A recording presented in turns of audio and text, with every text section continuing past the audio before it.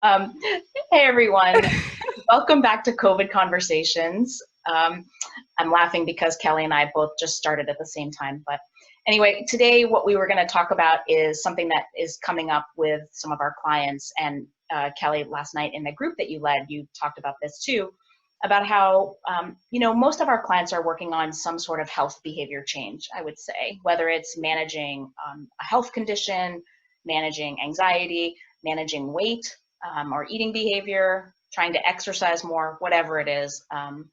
And people are really struggling with that right now. And so we're sort of trying to understand why and what's going on. So what happened last night in group?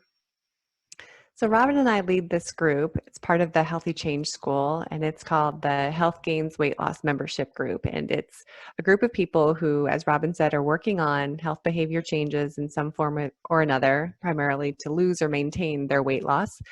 And we get together twice a month on these coaching calls to talk about the topic of the month that we share with our members. And so this month's topic is mindset and gratitude. But when we were talking, we started talking about mindset, and the members were saying that they're having a hard time getting into the mindset that they can do things because their behaviors aren't reflecting that.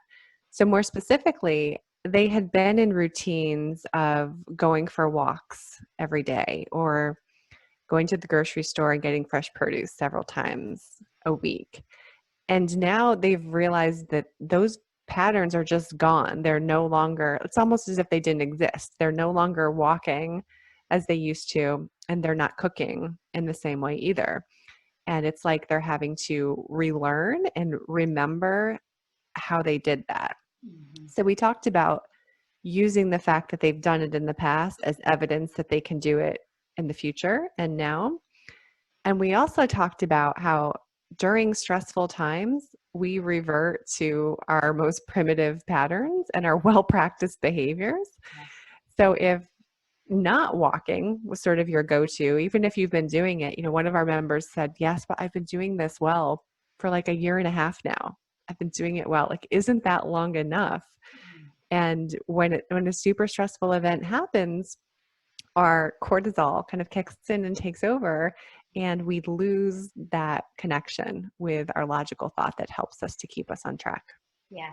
And that, of course, is combined with the fact that pretty much any routine that most of us had was just thrown out the window when all of this Totally gone. came. So I think the lack of just regularity also is another component that's really affecting how people are living their day-to-day lives. And, I'm thinking, so I was recently talking to a woman, and they posted a blog on the Weight Watchers or WW blog, and the topic was like, how do we view setbacks as fresh starts instead of like failure, basically seeing it as an opportunity to revamp things. And one of the conversations that came up around that was the idea of really at the root of that is some of this thinking stuff, right? So all or none thinking, or that black and white thinking, is so responsible for this. So if someone like the person that has been exercising regularly for the past year and a half,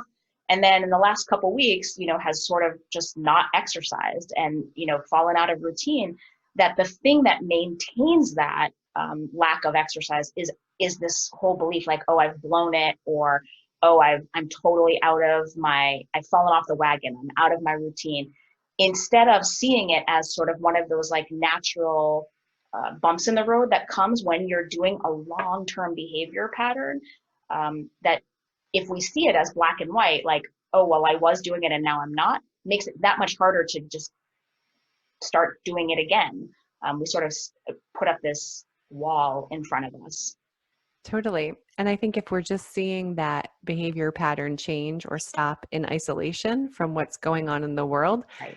that can be pretty difficult because the person said, I had my grocery delivery all set up and all of these things were in place and everything was happening. So they were doing all the things. They were setting up their environment Yeah. to make it easy to have those thoughts that I can do this. Yeah.